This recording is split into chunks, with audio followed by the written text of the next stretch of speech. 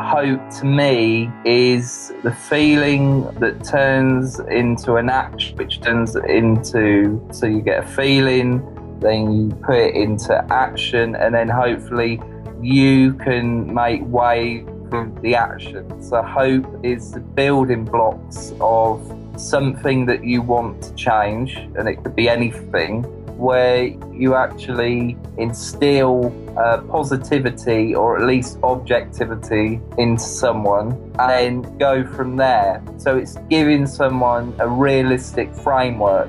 I'm Paul Isaacs and I share hope. Welcome to I Share Hope, the podcast where world leaders share their real stories of hope and how you can use actionable hope to start changing your life today. And now, here's your host, Chris Williams. Hello. Hey, Paul, how are you, man? I'm all right. How are you? Doing great. Good. I love where you're at right now. That looks so cool. Yeah. Well, night time in the it's 10 p.m. in the UK at the moment, but yeah. It's party time, man. So who's the lady looking over your shoulder? Well, this. Yeah. Oh, these are paintings, geisha paintings that my father bought me from, I don't know if it was a second-hand store or somewhere, but yeah, that's I like sort of art. I like art, so Yeah, I can tell. That's great. Yeah, I do art in my spare time. Pieces of art on just A4. So yeah, but I've always been into art since I was a kid, really. So Good for you. yeah. That makes you probably smarter than me. I'm not artistic enough, and I wish I was. I've got some artistic kids, and I think there's something special about the way a brain ticks when it's artistic. They're creative problem solvers. They really are, you know. Yeah. You can sort of communicate a lot of things through pieces of art. Yeah, certainly. Yeah, very true. Yeah. So it's Paul Isaacs, right? Yes, that's correct. Yeah. And you're in the UK. What city? Well, I'm near Oxford City. Okay, cool, man. So that's about, about 20 miles away. Yeah. If I say any other place I'm near, it's too obscure. But I'm assuming people in America know Oxford. Yeah, we all know what Oxford is. It's some school, right? It's a Yeah. school. It's a big school. You live in a school? That's what they're gonna think. You live in a school? Yeah, you live in a school, you live near a university, or lots of pubs and stuff. But yeah, it's famous. Obviously, it's famous for its university, and a lot of students commute and go and learn there, don't they, from all over the world? Yeah, no kidding. So help me get this straight. You do a lot of communication about autism, and we're going to get into that more in a minute. But just if I get this bio right, it sounds like you were classically autistic as a child, didn't really develop a solid speech pattern until you're like 7 or 8, and it sounds like you've grown past that. So were you autistic or are you autistic, and how does that differ? Like, what's the difference between where you came from and where you were, or where you are today? I suppose that's a good start, because I was born in 1986. I'm 30 now, and part of my autism, if you've read some of my material, is brain injury. So my mother had placental abruption, and no, people don't know what a placental abruption is. It's where it's the shield that protects baby, and if it breaks, that is oxygen deprivation. So mother and I were in that situation. She worked right until the time I was born. In fact, it was when she got out of work that she realised that she needed to go to hospital. So it's an emergency situation, fetal distress, cesarean. I was born through a cesarean section, and mother and I were in that state for about 2 hours. So in a sense, I'm lucky to be as functional as I am, because the first organ that gets hit when You have oxygen deprivation in the brain, and it's 2 minutes. So then that starts affecting matter in the brain. So when I was born, and obviously read my bio, I had severe developmental delay, speech and language, appeared deaf and blind. It's got visual perceptual problems. So I didn't gain functional speech until about 7 or 8, and it was functionally of a 3-year-old. And yeah, so what I would say now is that I'm still on the autism spectrum, but it's more residual. So I've overcome, obviously, a lot of handicaps and difficulties. So I'm still on the autism spectrum, but it's residual. I still have my difficulties. But obviously, it goes without saying, really, that I'm more able than I was when I was an infant. So how about your vision? Obviously, your language skill is amazing. You have that awesome British accent that all the Americans want anyway, so you sound perfect. How about how about your vision? Did that clear up? Still got visual perceptual problems, so I'm still face blind. I don't recognise people by their faces. I recognise people by their voice and patterns of movement. I'm context blind with that, so if I do get familiar with a voice in a certain area, so let's use the example of a doctor behind his desk, and you kind of get contextually settled, seeing the same doctor in the same place, different times but the same place. But say if that doctor was walking past me in the supermarket or down the street, I'll probably miss him because I don't recognise people by their faces. Okay. Yeah, so I still have issues with visual perceptual issues. So the glasses, what they do is they bind everything together. So the object blindness, which is visual fragmentation, that's where I mean, if I take the glasses off, that's what happened. Everything is shattered, and I only see in bits. So it's hard. So you don't see. I don't see in wholes. So I'll focus on one thing and neglect everything else. So if we use a face, for example, if I was to take my glasses off and look at your face, I'd focus on one part of your face and lose everything else. Focus on the other part and lose everything else. So when I was younger, one of the issues I had with learning is I'm not a visual learner. What I struggled with was to mentalise. And one of the reasons why I had such a delay in speech and language is because I can internally visually mentalise. And it's very interesting that deaf-blind children can have speech and language delay because they've got no pictures to fall back on to contextualise words. Fascinating. Yeah, so those issues I still have, but it's very much like the straw of the camel's back syndrome, in the sense that I've alleviated one of those issues by getting the tinted lenses. With language, I have sort of mild to moderate sort of issues with language. I mean, this is when I get overloaded, which is as time has progressed, that happens less and less and less, and I'm able to store more language. But sometimes I don't get the significance of what people are saying, the significance of what is going on. This is language based. Interesting. And sometimes if I get overloaded with language, then on top of that there is an information processing delay. So it's almost like a track that's got a backlog. So if it keeps getting backlogged, then you're further and further away from picking up the significance in real time.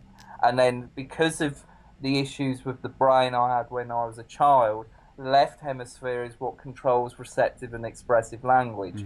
So that is an aphasia, in the sense that the residual effects of the aphasia now are more receptive problems with language that are more. So if I'm really overloaded, I may pick up only a few words of what someone is saying, and then not get to the actual, even the literal of what is being said. But of course, the further back you go, if you reverse it, the further back you go, the more significant that problem was. Okay. But now I'm able to be more fluent, but I still have a preference for typing and for poetry and creativity. But I don't think that's got anything to do with being on the spectrum. I think that's just an interest that I have. I'm glad you So, do. so I hope that's explained It that. does explain. Yeah, absolutely. So, for anybody who's listening in, Paul Isaacs is doing an enormous amount of work in awareness around autism in lots of different facets. We're going to get into that in a second. But if you're listening, you should definitely hit the YouTube version of this because you got to see Paul. He's pretty cool and he's got some crazy art hanging behind him. He's sitting there with these awesome shades are.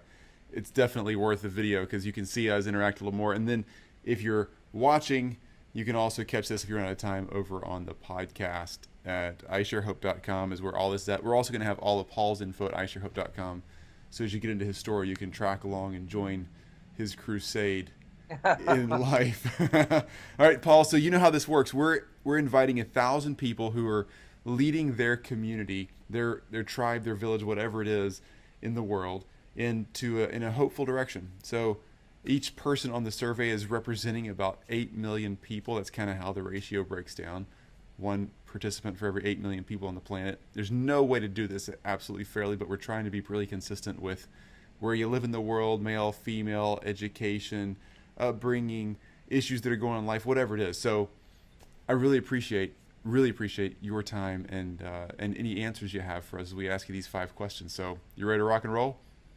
Yes, I am. Okay, well, here's question 1. You answer it however you want. This is about you, not me, or anybody else in the survey. So what is your favorite quote about hope or your definition or belief about hope?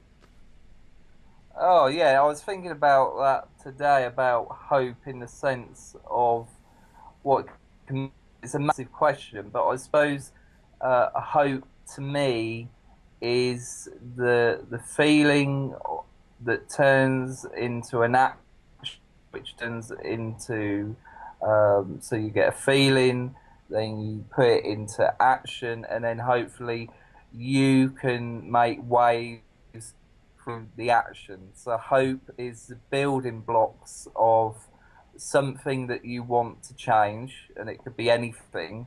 It being more community, it could be something that's happening. We're talking about Oxford University, something in education, something political, something. I'm trying to think. I think I've covered quite vast areas that affect all education, politics, community. Yeah. I suppose that is a universal thing. So yeah, I think hope is that thing Mm-hmm. where you actually instill positivity or at least objectivity into someone, Mm-hmm. and then go from there.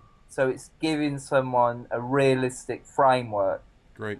It's not unrealistic in the sense it can be. A hope be completely unrealistic. You could hope for something that you know would happen. Mm-hmm. Of course you can. That's human life.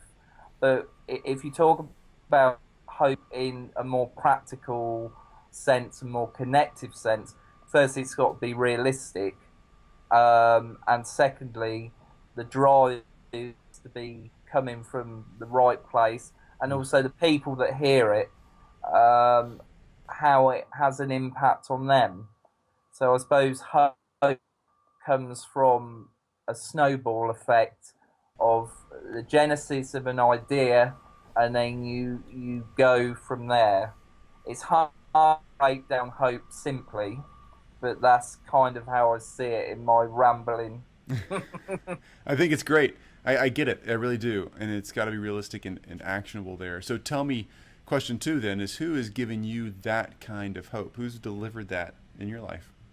In my life, I would say from personal experience, I think it's my parents, because they've given me I believe, you know, it's sometimes you feel, you know, are you going to be objective enough because they are your parents? But I do believe that they gave me positive foundations, really giving me a sense of real life, introducing me to real life, not candy coating it, not giving it any sort of gloss. This is real life. This is what happens.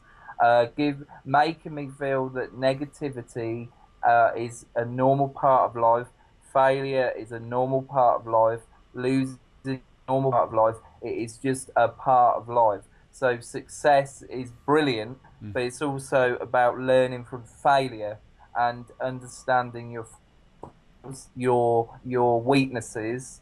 And one of the things I do say in my speeches is that, you know, I had a set of cards dealt to me, and I'm going to put them to the best of my abilities. So if anything can round up what my parents done, it would be that. And another thing is that they don't define me by my origin. They define me as a person. We were speaking about this only a few days ago. They don't see everything about me as autistic. They just see me as a human being, and that started from the year dot. So in some ways, not in all ways, but in some ways, having a late diagnosis, I wasn't diagnosed until 2010 with autism, that actually, in some ways, the foundations prior to, were just human and real and connected. Does that make sense? That makes a lot of sense. They sound like a great set of parents. Okay, so question 3 then. I'm loving your story. You're great. You're great at letting us know how this is going on. Question 3: take us back to a time, paint a picture, and kind of put us in that place where you were when you really had to have hope to get through something tough. Because you seem like you're doing okay now. What's going on back there? What's been hard, and how have you gotten through it? I would say the one thing that was difficult for me as a person, looking in hindsight, so in retrospect, looking back in my life, is one of the things that was difficult was the way in which the community, because they didn't understand my behaviours or understood where those behaviours were coming from. Well, one of the sad things I think for me was how my parents were treated within the community. A lot of assumptions were made about their parenting skills. I think one could say quite comfortably that a lot of people, even if they didn't consciously think it, they were going down sort of the attachment disordered route. So they were thinking that the reason why I was behaving so bizarre and so was strange was because obviously they were doing something wrong. And of course, some of the history is in the 1940s and 50s with autism. Yeah, they did used to think that autism was an attachment disorder. So although they weren't consciously saying it, it was shown through behaviours. I mean, one of my mother's boldest memories was the first day she took me to school. Now, bearing in mind that I went to a mainstream school, so there was no specialist provision despite the obvious delays I had. Sure. And she remembers walking around the corner to the bus stop and all the parents just creating a wall. They just turned their back on her. So they were making a very clear message through body language that they wanted no part of this, and that their mind was made up about where these come from. So I suppose at that point in the late 80s, early 90s, that would probably have been a time where my parents would have wanted hope, in the sense that maybe they would have wanted someone to talk to about difficulties in the community, where they may have wanted somebody to about Paul's problems, you know, why are these problems happening, where are they coming from, what can we do to intervene.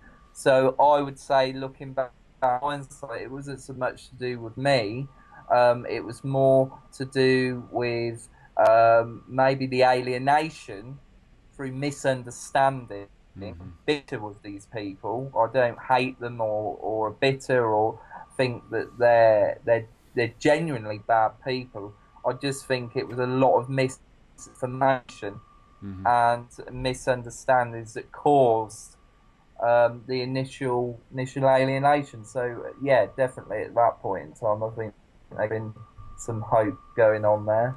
Well, that's great, and it's a great reminder to me to get to know somebody and ask questions and support before you make a judgment. Sometimes we all have to make judgments of do we agree or not agree with what somebody's doing, but just to go off of ignorance and not dive in and get to know a person is such a you just miss so much of the person. There's so much there that's knowable, and your parents are brave folks to be able to weather that storm. That's for sure. Well, yeah, I mean, it was constant sort of criticisms, which then, of course, hurts the parents. And then when I went through education, it was never really anything positive. You know, it was Paul isn't doing this, Paul isn't doing that. My learning was a constant mode of criticism. But of course, it's understandable because I was in a mainstream school. This was a non-specialised environment. Yeah. So again, I'm not bitter at the teachers. I mean, actually, my first year at primary school, which is year one, it's probably called grade one over shores. So that's 5 years old. And one of the teachers said outright, I don't know what to do with him. She's completely lost. But of course she'd be completely Shouldn't have any special training. Exactly. Yeah. So you can't really... It's almost... Have you heard that saying, you know, victim of circumstance? These people weren't necessarily bad people. It was just a circumstance that happened, and then it rolled on from there, really. Yeah. Wow. Makes sense. Good story, and great parents. Again, they keep showing up as impressive people. I'd love to meet them someday. Yes. So, Question 4: how are you sharing hope in the world today? So, I want you to dive in and tell everybody what in the world you're doing, because you have a unique platform and a unique way to communicate to people when they need to know more about autism, and also to encourage people who are trying to navigate that world that you and your family have already kind of figured out. Yeah, I think one of the things about the autism world is one of the things that has been concerning me about the autism world, because I've only been doing this job for about 6 years in terms of speeches and consultancy. Politics. I mean, I've never ever seen a community, I would say that in inverted commas, with absolutely really nasty politics, militancy, bullying. I mean, I've seen it on social media. If someone doesn't say status quo, they're ganged upon. Trolling. I've never seen anything like it, and it's this. Another thing that concerns me is about the glamorization. I mean, you shouldn't glamorize anything. Glamorization is not objective.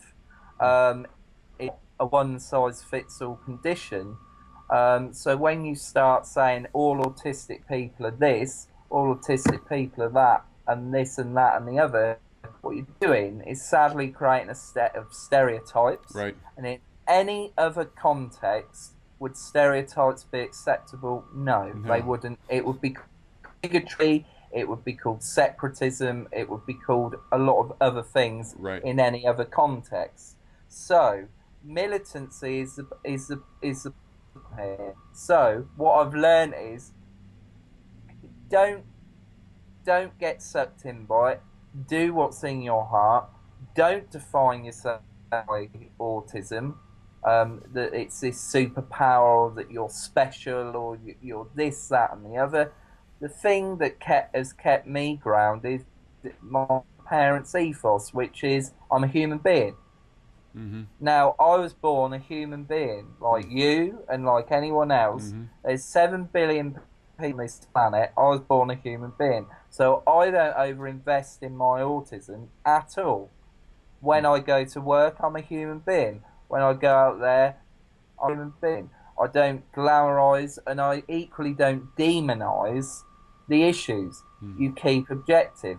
What don't you hear about in autism? You don't hear about people with autoimmune conditions, metabolic disorders, Right. tissue connectivity disorders, neuropathy, things that affect the body, biology, and have an effect on that person's functioning. Equally, there can be issues like I've already discussed, like visual perception, face blindness, object blindness, meaning blindness. In other words, autism is an adjective. It's not a definition, and autism could have been called anything, absolutely anything, and it's a stacking of pre-existing conditions.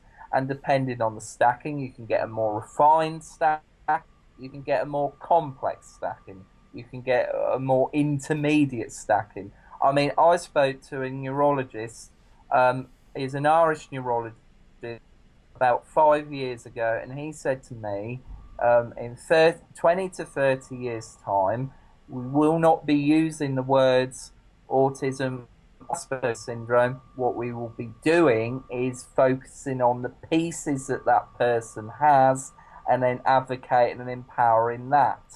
Awesome. Exactly. And another thing I'd like to say is what I do talk about is it's a mute subject in certain areas, but facilitated communication. So that is for people who are functionally non-verbal. They may have gone through a specialist system and not had any of their intelligence picked up, and they use facilitate communication. So this could be used with either a piece of software or a laminated keyboard where they either put words in or they type their words.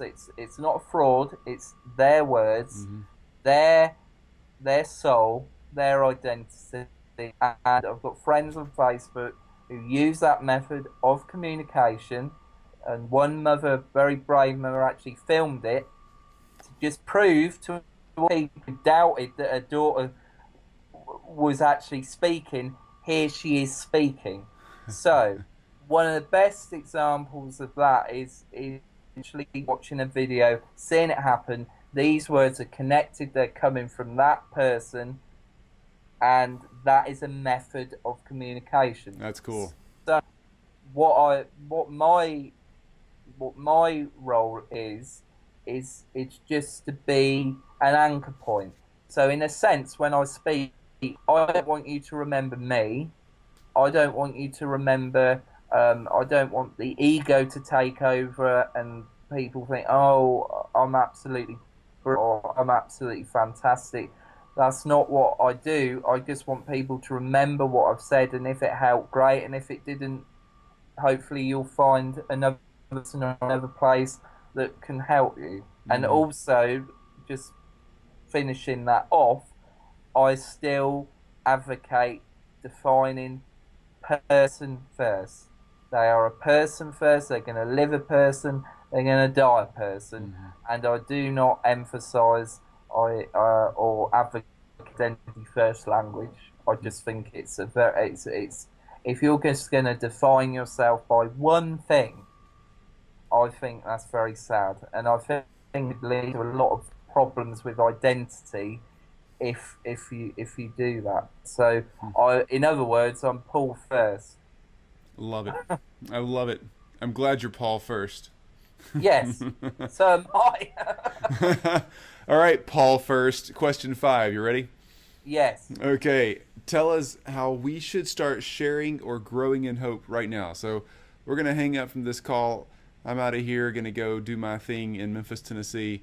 What do I do next to start being a better person of hope, or sharing more hope, whatever you want to call it? Some simple steps, ABCs.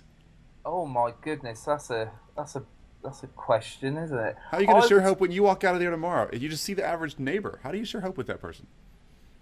I tell you, it's really interesting with connecting with neighbours. Now that's a good one, because it's a group. isn't it? It's the community-based stuff. It's what everybody does. And what I've noticed in the past 15 years, that in the UK, that is happening. So what is really lovely is next door we've got some new neighbours, and it's really been very nice to be able to actually go out in our front garden and be able to have a decent conversation with someone, a decent connective, understanding. So we got to know each other. So it's a bit like what we were saying about the parents making the assumption. You get to know someone, you get to know their kids, you get to know their culture, you get to know what they like, what they like. And I would say one of the things that is, I don't know if it's a westernized thing or what, but there seems to be an issue with communities breaking down, communication breaking down. Elderly people lonely, it's a real issue. Communities being cut. I don't know if you're familiar with what's happening over here, but we're having a lot of cuts to community-based resources, which connect people. So I think, if politics is going to play a part in getting people together, then so be it. But I think there's also a shift, getting to know people. I mean, even when I go into Oxford, you say hello to people. Go to a restaurant, you say hello to the waiter. It's sometimes it's just simple stuff like that. Nothing complicated. Some people try and make this connecting thing complicated, and actually it isn't. I remember going to Wales. There's a homeless man on the street. Poor man, about, I don't know, he must have been my age. He looked really ill. He had next to no teeth, rotten teeth. Poor man, obviously in dire straits, should not be on the streets. And I gave him a fiver. And I gave him for people said, oh, you shouldn't have given him a fiver because he's going to spend it on drugs or he's going to spend it on drink and da da da. And I said, actually, what if at 10 o'clock in the morning he was going to get a cup of coffee and some breakfast? You can't make that. If you don't know. You don't know. He looks in. He was gaunt. He was thin. He looked ill. Maybe he did go off and do that, but why not give someone a chance? Yeah. And another thing about homelessness, there's a lot of homeless people in Oxford, and it's been growing. Now, those people, you talk about identity and almost being human, subjugated. It's a really sad sight to see these men, the women as well, but predominantly men, sitting down on the street floor with not a penny to their name, and that people walk past them and they're not treated as equal. I mean, they done a social experiment in America. Did you see it? Where they had a man in a suit fall down. No. They done a social experiment where a man in a suit fall down, and people would come to his aid. Wow. The man who dressed up as a homeless person, he and that was it. No one came to his aid. So it's all about social perception. So if you talk about connecting, you've got to try and connect with everyone. So when I see a homeless person, you can try and connect. You may not always have a few quid to spare. If you do, try and connect with that person. I remember a few years ago in Oxford, I saw a young man with a book. He was sleeping on a bench, and he wanted some money for a coffee or a drink. And I had a few pounds, and I gave it to him. I've got money to spare, not a lot, but I've got some money to spare for someone. So I think people have this stereotype about homeless folk, about they're dirty, they're lazy, and actually, if you sat down and spoke to them, they've got a pretty big story to tell how they got there. They do. And if you bothered to actually sit down and speak, gentlemen and women that are on the streets, you might actually revise your opinion. That's a great point. If anybody wants to get into that a little more, we've interviewed actually several homeless people through this process. You can find the interviews, and you can find out what they're doing. And if you want to get involved in the homeless situations in your community, there's lots of resources there at isharehope.com. But you can find all that in there. There's so much you can do to bring hope to somebody. There really is. All right, so tell me this, Paul. Where can we find you? Website, Twitter, Facebook, Instagram, social media. Where do you say, here's what I'm doing, so people can jump in and kind of get excited with you? You've got Google. If you Google me, if you Google Paul Isaacs Autism, you can see I've got a Google, because my website's powered by Google Sites. Paul Isaacs Google Sites website. Cool. Twitter, I've got a Twitter account, and I've got a blog, Paul Isaacs from the Inside. I've got Facebook pages. Say your blog name one more time. It cut out. It's Paul Isaacs Blog Autism from the Inside. Paul Isaacs Blog Autism from the Inside. Awesome. And good. Okay. Yeah, that's my. Well, we're going to put all of those links and anything else you want to send us. We'll put it on isharehope.com under Paul Isaacs, so you and everybody else can find out all the details of this interview and really be able to anchor into what you're doing. So, again, anything you want to send it. We'll put it on there. Anybody who's listening or watching, you can head over to iShareHope and you can see exactly how to get in touch with Paul. We'll put his private cell number, his home address, his ID numbers, his passport. We'll put all of it there for you. Just kidding. Yeah. I do know. Man, I can't thank you enough. I really can't. So tell me this on the way out. What is your favorite song to listen to when you're feeling down, you need to be kind of pumped up a little bit? Favorite song? What's it going to be? Favorite song? God, blimey. Let me think. I'm into a lot of 80s stuff. There you go. Electronic. A song I like, it's actually, it get to number one in the UK. It was a dance song, really sort of outrageous. Dead or Alive, You Spin Me Round Like a Record. That is a song. I'm going to be biased about that song because I think it's one of the greatest dance songs ever. And it's been lampooned on YouTube, and it's been, it was a big hit in Parents' Day. But I don't know, there's just something about that song. The rhythm, the beat, the lyrics are really simple. The chorus is really easy. You've nice. got I'm going to go listen to it right now, man. You're making me smile. Yeah. Awesome. Well, Paul, thank you for your time. Hey, get some sleep. Looks like you're trying to get some sleep right now, and we're just keeping you awake, so. Yeah, that's the one. Yeah. Again, if you're listening, you really should watch the YouTube video because Paul is sitting in his bed with his shades on and his headphones, and you can see the screen reflecting off his shades. And I feel like, oh man, I'm just keeping this guy awake. He's like, come on, shut up, Chris. That's all right. I've done these presentations before, at 12 o'clock at night. It's 1 o'clock in the morning.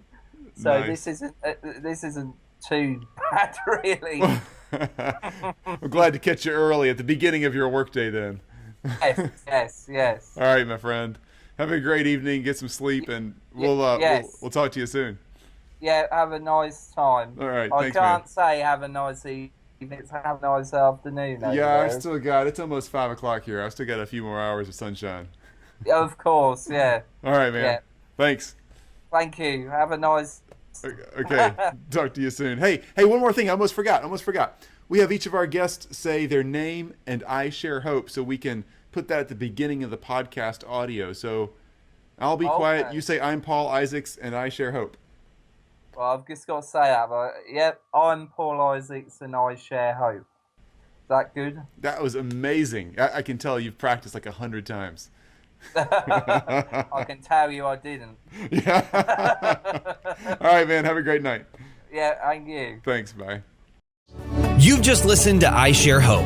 If you're ready to make a change, head to our website at isharehope.com and claim your free copy of the top 10 actions of hope from world leaders to use hope in your own life. Thanks for listening, and we'll talk to you next time.